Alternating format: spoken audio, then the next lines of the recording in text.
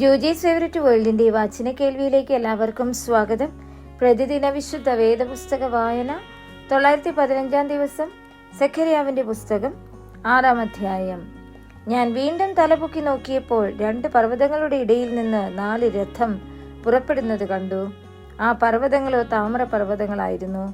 1-ാമത്തെ രഥത്തിന് ചുവന്ന കുതിരകളെയും 2-ാമത്തെ രഥത്തിന് കറുത്ത കുതിരകളെയും 3-ാമത്തെ രഥത്തിന് വെളുത്ത കുതിരകളെയും 4-ാമത്തെ രഥത്തിന് പുള്ളിയും കുരാൽ നിറവുമുള്ള കുതിരകളെയും പൂട്ടിയിരുന്നു.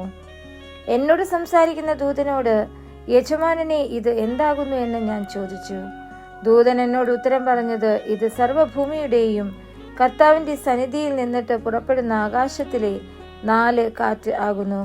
കറുത്ത കുതിരകളുള്ളത് വടക്കേ ദേശത്തിലേക്ക് പുറപ്പെട്ടു.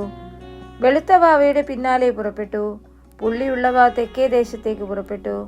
കുരാൽ നിറമുള്ളവ പുറപ്പെട്ട് ഭൂമിയിൽ ഊടാടി സഞ്ചരിപ്പാൻ നോക്കി. നിങ്ങൾ പോയി ഭൂമിയിൽ ഊടാടി സഞ്ചരിപ്പിനെന്ന് അവൻ കൽപ്പിച്ചു.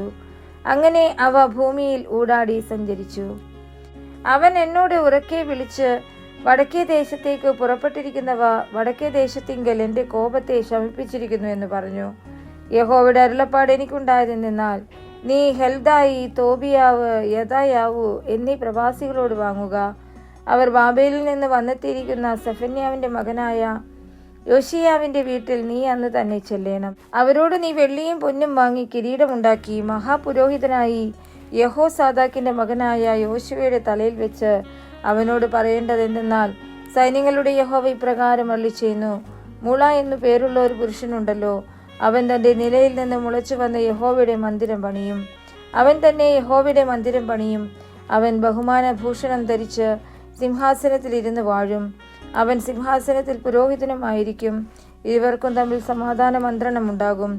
ആ കിരീടമോ ഹെലേം, തോബിയാവ്, യദായാവു, സെഫന്യാവിന്റെ മകനായ ഹേൻ എന്നിവരുടെ ഓർമ്മയ്ക്കായി യഹോവയുടെ മന്ദിരത്തിൽ ഉണ്ടായിരിക്കണം.